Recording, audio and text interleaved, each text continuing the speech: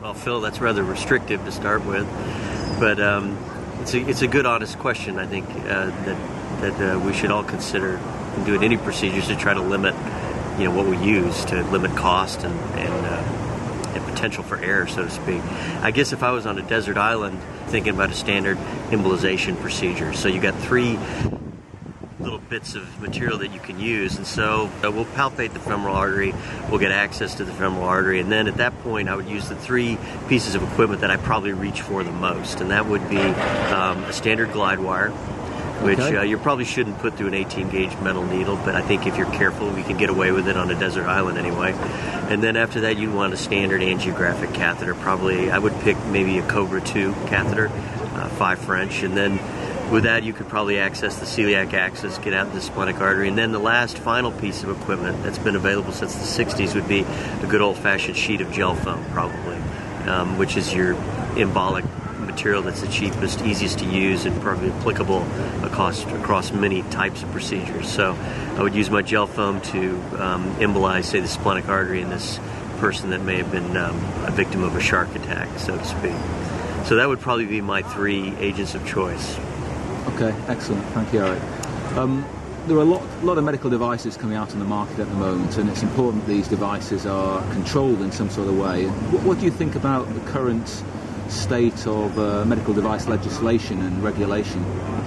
Well, the current state in the U.S. is it's a bit topsy-turvy at the moment, because I think in July there was a report that came out from last year from the Institute of Medicine that really put into question the FDA clearance of medical devices in the U.S.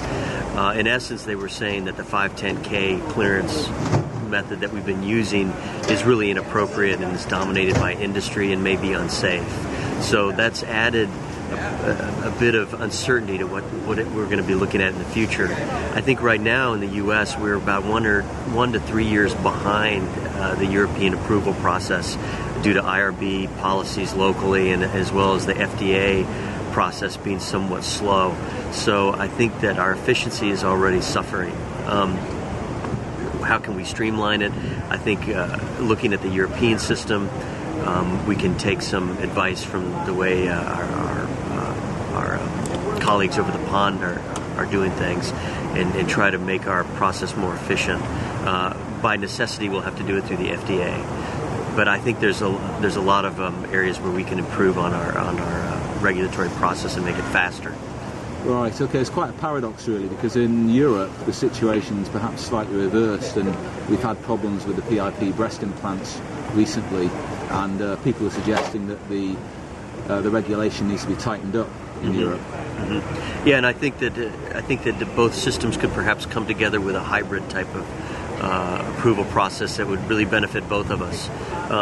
As the way medical devices are going right now, it's like the internet generation. It's fast, it's furious, there's a lot of new devices coming out, and unfortunately regulatory agencies in Europe and in the US are unable to really handle that with any sort of speed.